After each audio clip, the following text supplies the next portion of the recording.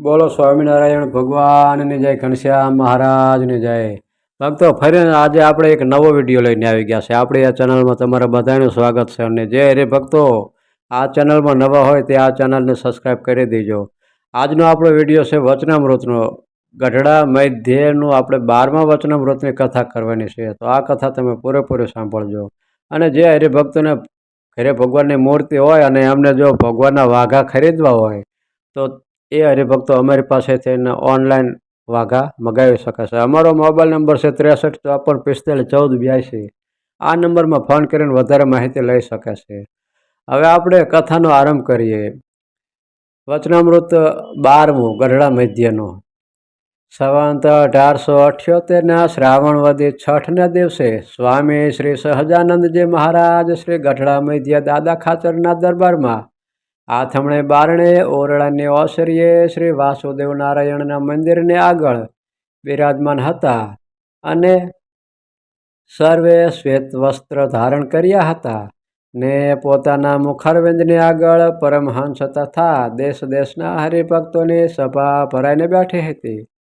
પછી શ્રીજી મહારાજ બોલ્યા, જે એક વાત કરીએ છીએ તે સર્વે સાંભળો અને આ જે વાર્તા કહીશું તેમાં એક જ સાધન કલ્યાણને અર્થે કહીશું. તે એકને વિશે સર્વે સાધન આવી જાય એવું એક બળવાન કલ્યાણનું સાધન છે તે કહીએ છીએ.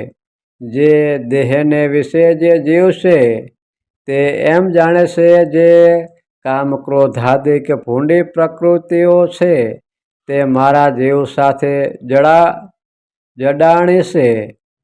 એવી રીતે કામાદિક જે પ્રકૃતિ જેને વિશે મુખ્ય હોય તે પ્રકૃતિને યોગ કરીને પોતાના જીવને કામી ક્રોધી લોભી ઇત્યાદિ કુલક્ષણે મુક્ત માને છે. પણ જીવને વિશે તો એ એકે કુલક્ષણ છે નહીં. એ તો જીવે મૂર્ખાઈએ કરીને પોતાને વિશે માની લીધા છે. માટે જેને પરમપદ પામવા ઈચ્છવું તેને કોઈક પોતાને વિશે પુરુષાર્થન કરવું.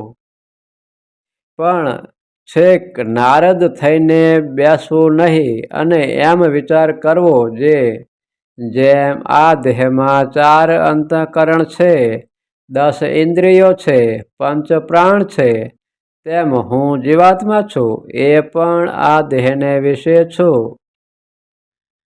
તે સર્વ થકી અધિક છું ને એ સર્વનો નિયંતા છું. પણ એમ ન માનવું જે હું તો તુચ્છ છું ને અંતઃકરણ ઇન્દ્રિયો તો બળવાન છે.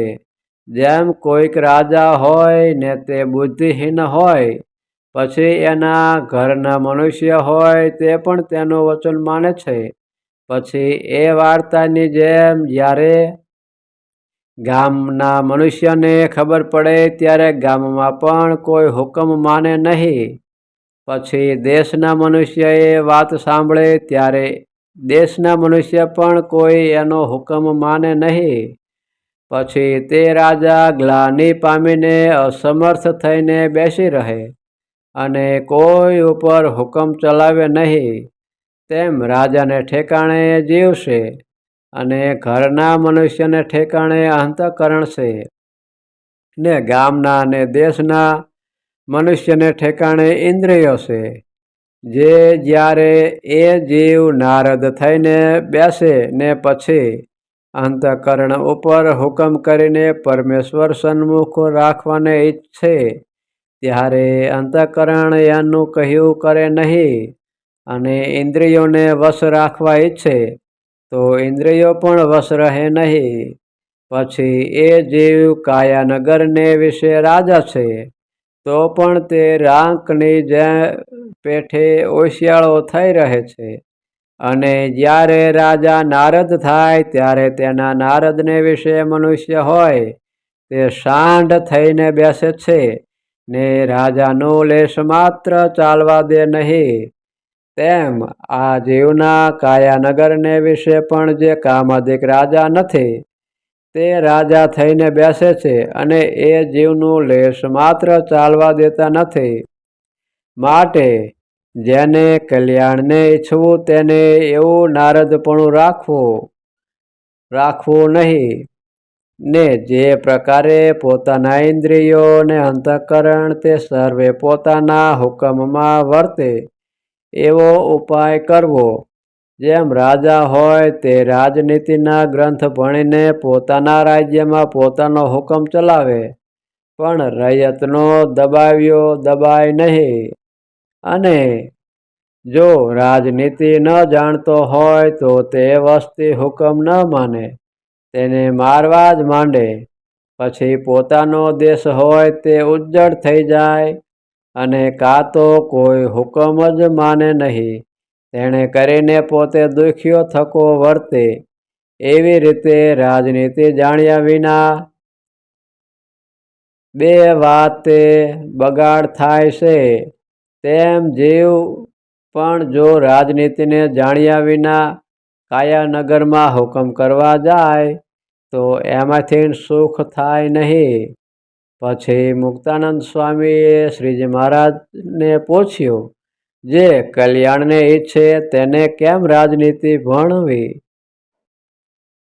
ત્યારે શ્રીજી મહારાજ બોલ્યા, જે રાજનીતિ એમ ભણવી, જે પ્રથમ તો ભગવાનનું મહાત્મય સારી પેઠે જાણવું, પછી ભગવાનની મૂર્તિનું ધ્યાન કરીને મનને વશ કરવું, ને ભગવાનની કથા સાંભળીને શ્રોત્રને વશ કરવા.